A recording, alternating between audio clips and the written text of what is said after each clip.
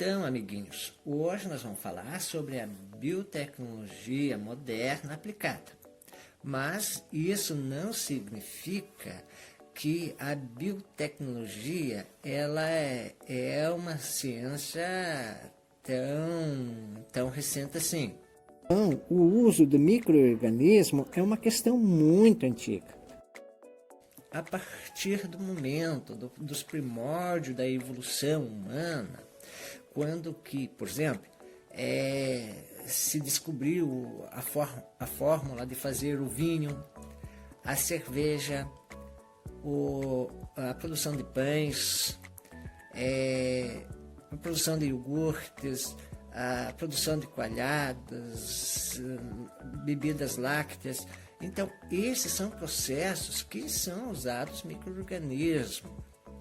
Claro que naquela época, há 4.000 anos antes de Cristo, 2.000 anos antes de Cristo, ou na época, vamos dizer, mais recente, eles praticavam essa biotecnologia usando micro-organismos.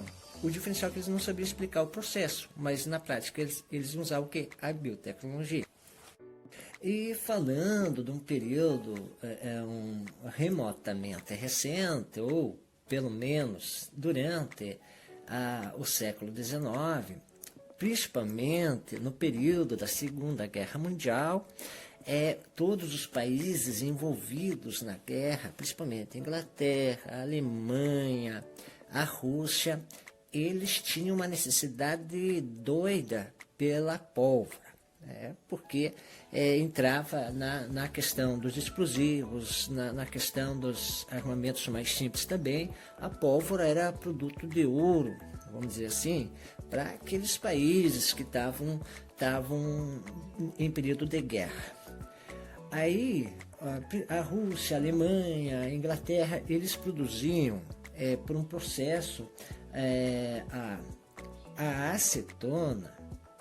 E essa acetona, ela entrava na produção do cordite, e esse cordite, a acetona, cordite, tinha um relacionamento na produção do quê? Da pólvora. Então, no sistema que ainda, no início da guerra, ainda que era um processo muito dispendioso, né, muito caro para a produção em quantidade, em larga escala, que se tornava quase que inviável a produção desse produto. E naquele período existiu um químico chamado Chaim Weizmann. Alguns autores dizem que ele é de origem russa, outros consideram que é de origem alemã, mas o interessante é o seguinte: esse Chaim foi o químico que no século XIX ele desenvolveu, através de processos fermentativos, utilizando bactérias da espécie Clostridium, ele produziu em laboratório o butanol e a acetona. Então, a produção de acetona através do método de produção de fermentação da microbiana, da fermentação do amido do milho, que Schemin, no caso, descobriu e patenteou no caso, ele reduziu o custo de produção e deu uma condição enorme para a produção em larga escala, e isso beneficiou os países que detinham essa patente, porque a pólvora começou a custar menos e automaticamente proporcionou uma larga vantagem para esses países, principalmente no custo até da guerra. Ácidos orgânicos. No caso, hoje existe uma enorme gama de ácidos orgânicos que são provenientes de processos biotecnológicos. Como um que nós podemos citar seria o ácido cítrico.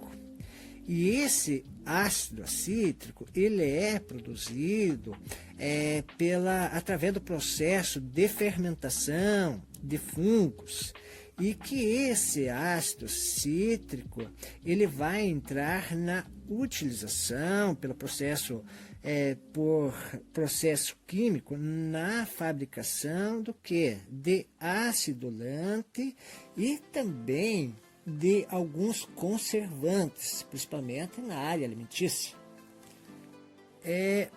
Outro ácido orgânico importante para a indústria é o ácido acético, que é produzido pela fermentação de uma classe específica de bactérias, que seria do gênero Acinobacter. E este ácido acético ele é utilizado na produção de solvente e também ele fornece uma condição e entra na composição, na produção de muitos outros produtos que são fundamentais para a sociedade. Então perceba como que é dinâmico a parte da biotecnologia a partir da fermentação de bactérias ou de fungos e que dá uma gama enorme na produção industrial. Também a produção de aminoácidos através de processos biotecnológicos, ele é produzido alguns produtos de direcionamento para nutrição animal e em outras condições também é produzido produtos de nutrição humana. Da produção humana, nós podemos destacar, no caso, a produção do ácido glutâmico, os ácidos, um deles seria um L-asparático, o L-fenilalanina, e que eles são utilizados principalmente na produção do aspartame, né?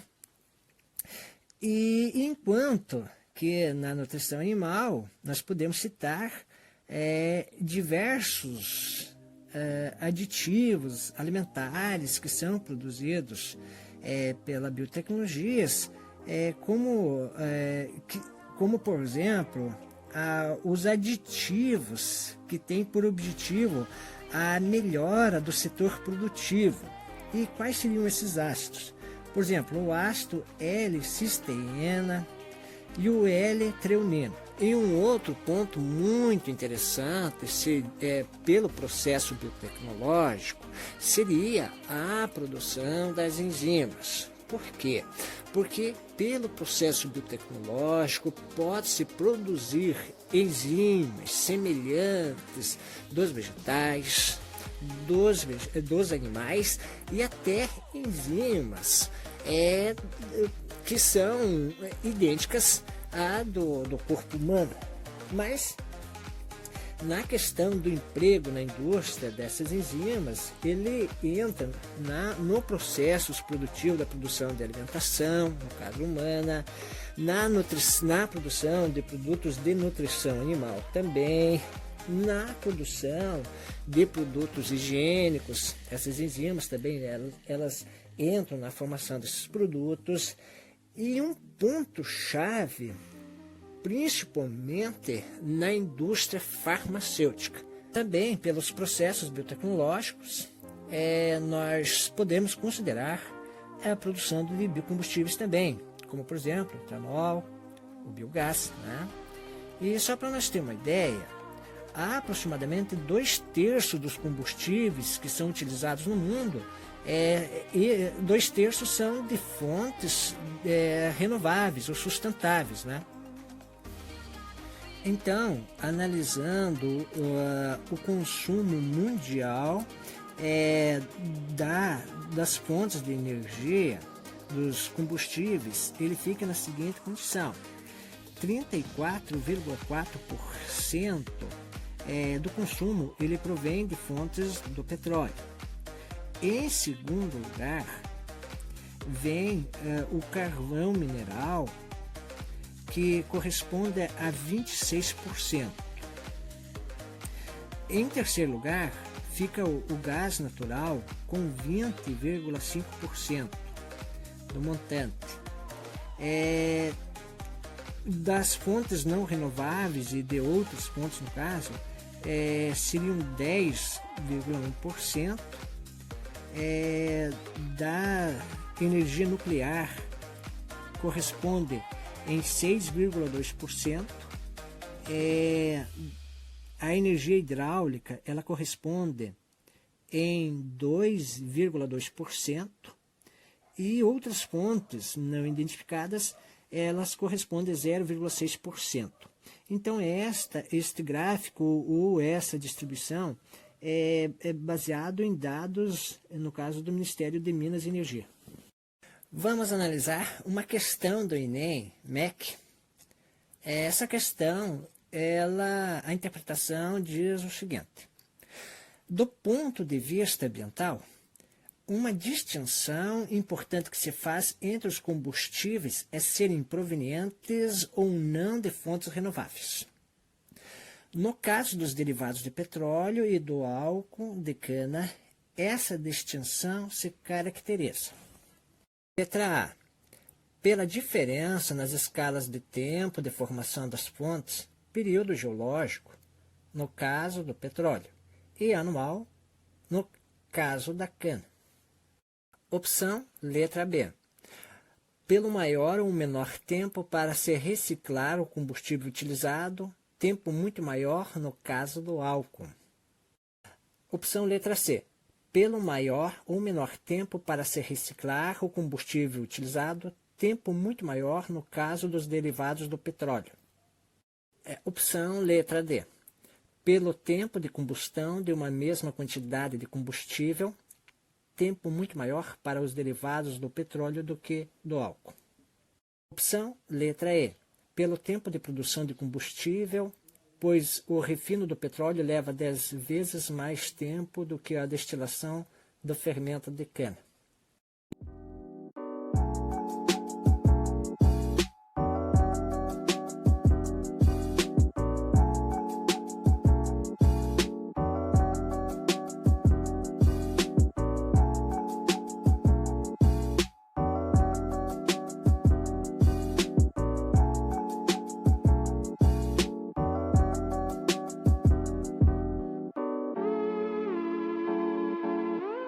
Então, analisando a opção letra E, pelo tempo de produção de combustível, pois o refino do petróleo leva 10 vezes mais tempo do que a destilação do fermento de cana.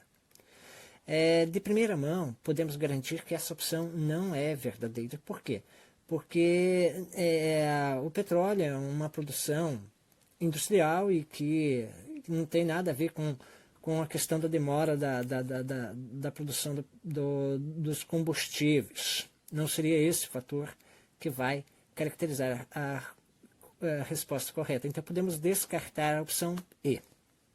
Analisando a opção letra D, pelo tempo de combustão de uma mesma quantidade de combustível, tempo muito maior para os derivados do petróleo do que do álcool.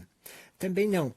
Aqui diz pelo tempo de combustão de uma mesma quantidade de combustível. Perceba que não confere essa questão. Tipo assim, para queimar,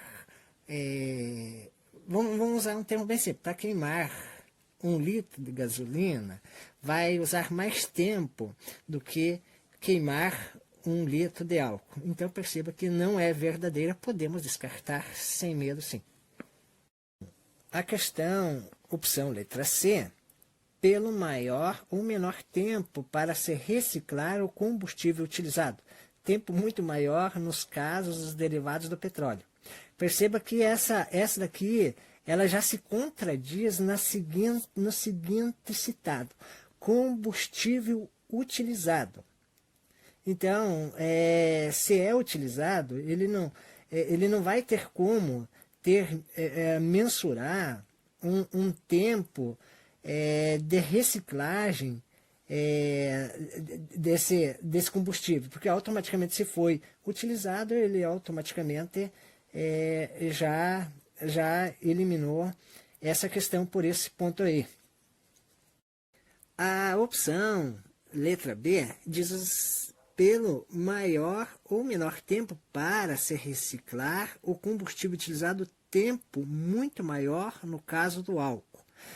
Perceba que a B e a C é o mesmo citado, só troca a palavra álcool por petróleo. Na B, quer dizer, na C considerou o petróleo. Na opção B, considerou que o maior tempo de reciclagem seria do álcool. E que também automaticamente, se a C foi incorreta, automaticamente a B também vai ser incorreta, não porque trocando de posição álcool e petróleo que vai justificar a resposta. Então, automaticamente também descartamos a letra B. Então, amiguinhos, agora nós podemos comemorar. Por quê? Porque analisando o seguinte, do ponto de vista ambiental, como diz o citado acima, uma distinção, no caso, importante, que vai fazer a diferença entre os combustíveis é serem provenientes ou não de fontes renováveis, seria justamente o que está na opção letra A, que é pela diferenças na escala de tempo de formação das fontes. Por exemplo, o período da produção do petróleo, ele é automaticamente, quando nascemos, nós já sabemos disso, que o petróleo para formação é um período geológico. E no caso da cana, ele é anual. Então, fechou chave e fechadura para o nosso lado. Confirmamos letra A e marcamos um ponto a favor de quem? A favor nosso, pronto. Vamos para a segunda questão do Enem, MEC, né? Ela diz a seguinte interpretação. Vamos lá, então? A falta de água doce no planeta será, possivelmente, um dos mais graves problemas deste século. Prevê-se que, nos próximos 20 anos, a quantidade de água doce disponível para cada habitante será drasticamente reduzida. Por meio de seus diferentes usos e consumos, as atividades humanas interferem no ciclo da água, alterando. Opção A. A quantidade total, mas não a qualidade da água disponível no planeta. Opção B. A qualidade da água e suas quantidades disponíveis para o consumo das populações. A opção letra C. A qualidade da água disponível apenas no subsolo terrestre. Opção letra D. Apenas a disponibilidade de água superficial existente nos rios e lagos. Opção letra E. O regime de chuvas, mas não a quantidade de água disponível no planeta.